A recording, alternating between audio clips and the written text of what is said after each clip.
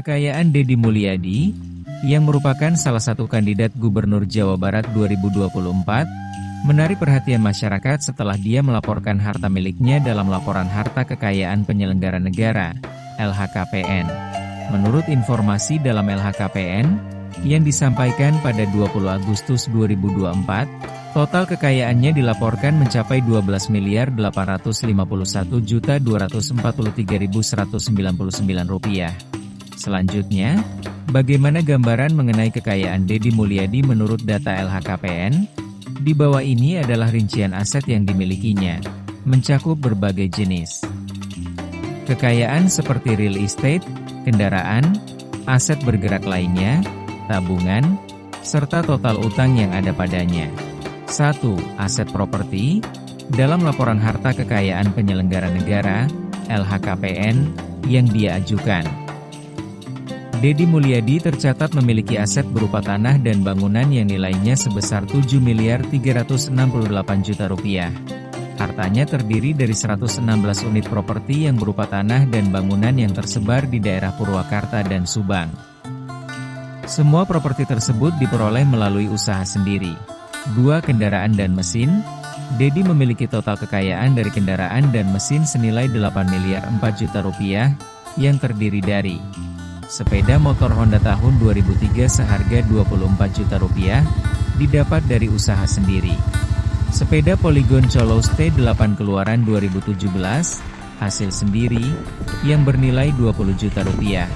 Sepeda motor Triumph Scrambler 1200 XE tahun 2019, bernilai Rp440 juta, juga diperoleh dari hasil sendiri. Sepeda motor Vespa Sei Giorni Limited Edition tahun 2020 yang memiliki nilai Rp170. 00000 merupakan hasil usaha sendiri. Mobil Lexus LX 600 tahun 2022 yang didapat dari usaha sendiri, dengan nilai Rp3.900.000.000. Mobil Mercedes-Benz E300 Coupe keluaran 2018 yang bernilai Rp1.500.000.000, merupakan hasil dari usaha sendiri. Mobil Lexus Microbus yang dikeluarkan pada tahun 2023, memiliki nilai sebesar Rp1.950.000.000, diperoleh dari usaha sendiri.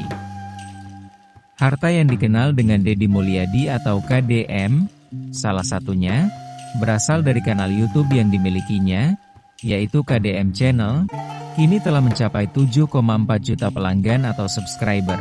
Setelah menjabat sebagai pejabat, Deddy tetap aktif membagikan kegiatan melalui saluran YouTube KDM. Dikenal sejak tahun 2017. Berapakah pendapatan Deddy Mulyadi dari YouTube? Berdasarkan informasi dari Social Blade, Kang Deddy Mulyadi Channel telah memiliki 7,4 juta pengikut. Dia telah mengunggah lebih dari 4.200 video sejak dibuat pada 16 November 2017.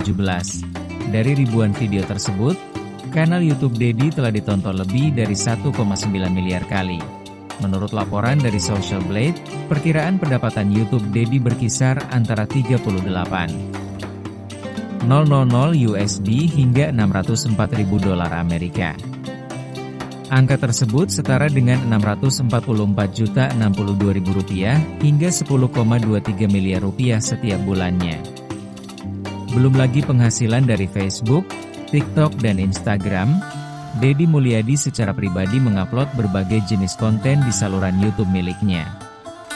Akhir-akhir ini, Deddy kerap menunjukkan berbagai aktivitasnya selaku Gubernur Jawa Barat. Pendapatan Deddy melalui YouTube mungkin saja melebihi gaji yang diterimanya sebagai Gubernur Jawa Barat.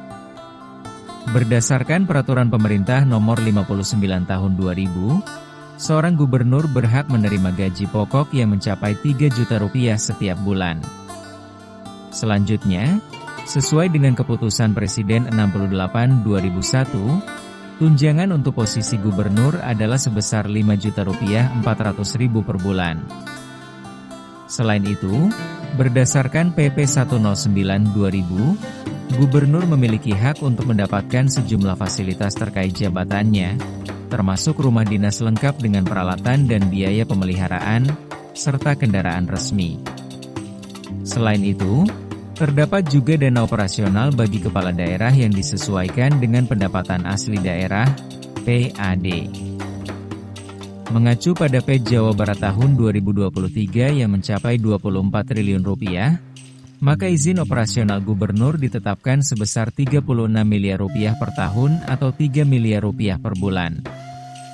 Meski begitu, Deddy Mulyadi tidak pernah terbuai dengan kemewahan dunia. Ia tetap berkomitmen untuk bekerja bagi masyarakat Jawa Barat yang sangat mengagumi kepemimpinannya sebagai gubernur.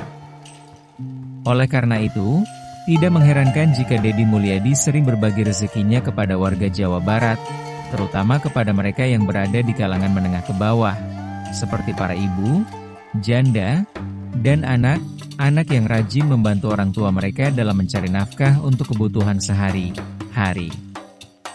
Hal ini sejalan dengan ajaran Islam yang menyatakan bahwa dari harta yang kita miliki, ada bagian yang seharusnya diberikan kepada mereka yang membutuhkannya. Deddy Mulyadi juga memiliki kebiasaan kerja yang tidak terbatas pada duduk di kantor. Ia seringkali berkeliling di daerah yang dipimpinnya, bahkan hampir tidak pernah berada di kantornya selama masa jabatannya, hanya untuk memantau kondisi rakyat yang dipimpinnya. Apakah mereka sehat, aman, memperoleh makanan, serta apakah mereka telah sejahtera. Oleh karena itu, Deddy Mulyadi bertekad untuk meningkatkan perekonomian di wilayah yang dipimpinnya. Maka tidak mengherankan jika banyak masyarakat Indonesia mendukung Deddy Mulyadi untuk mencalonkan diri sebagai presiden pada tahun 2034, setelah menyelesaikan 2 periode sebagai gubernur Jawa Barat dengan sukses.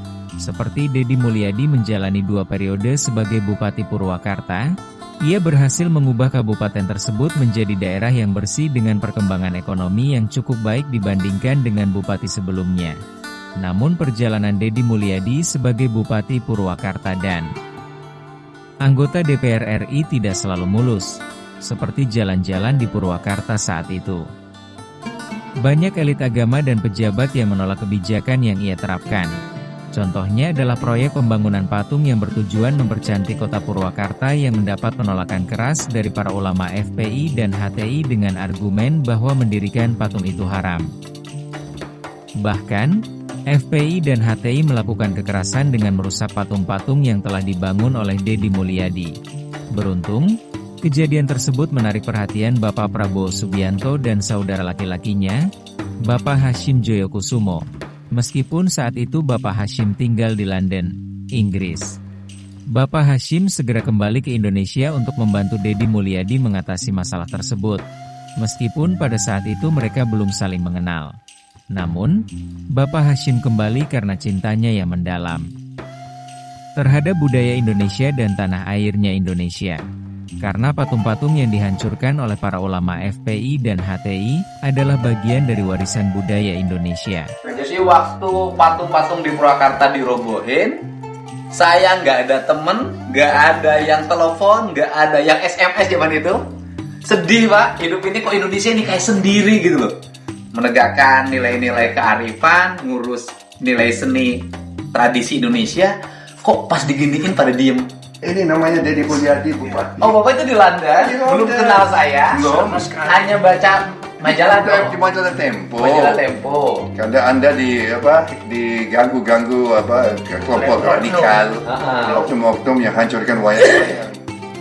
Dan saya kan saya penggemar wayang. Oh. Iya, maka ini harus dibela. Bapak nyuruh ini?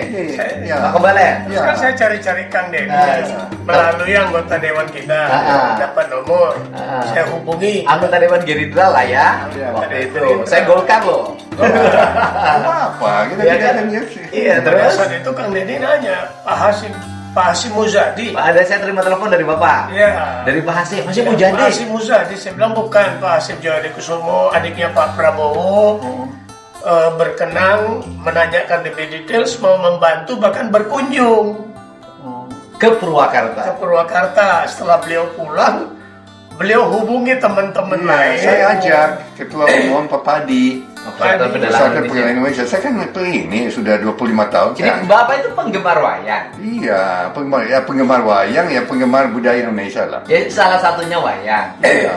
Jawa dong Bapak itu. Ya. Wayang Jawa Barat, Jawa. Ya udahlah, ini Indonesia lah, budaya Nusantara kan. Ya, enggak artinya dari sisi genetiknya Jawa. Ya. Kan penting, Pak. Tidak apa-apa kan? Enggak jauh, enggak penting, Pak. Soalnya penegasan. Ini keturunan Majapahit. Iya, keturunan Majapahit. Berarti punya keturunan jadi presiden. Nah, itu nggak usah ke komentar lah. Tapi ya kita kami ini keturunan Majapahit berkawan sama Keturunan Pajajaran. Pajajaran. Nilai kebudayaannya diruntuhkan, Ya. tiba-tiba yang datang itu Majapahit. Bukan Pajajaran. Masalah itu diselesaikan dengan lancar setelah Deddy Mulyadi menerima bantuan dari Bapak Hashim Joyokusumo, sehingga Deddy Mulyadi dapat menyelesaikan posisinya sebagai Bupati Purwakarta dengan aman dan tenang. Hal ini memfasilitasi langkahnya dalam dunia politik menuju tingkat yang lebih tinggi sebagai DPR RI dan berlanjut menjadi Gubernur Jawa Barat seperti saat ini. Semua pencapaian yang diraih Deddy Mulyadi tidak terlepas dari dukungan Bapak Prabowo Subianto dan Bapak Hashim Joyokusumo. Terima kasih telah melihat video ini hingga akhir. Jika terdapat kekeliruan dalam kata-kata atau pernyataan saya dalam video ini, mohon pengertian dan klarifikasi untuk memperbaiki kesalahan tersebut melalui kolom komentar di video ini.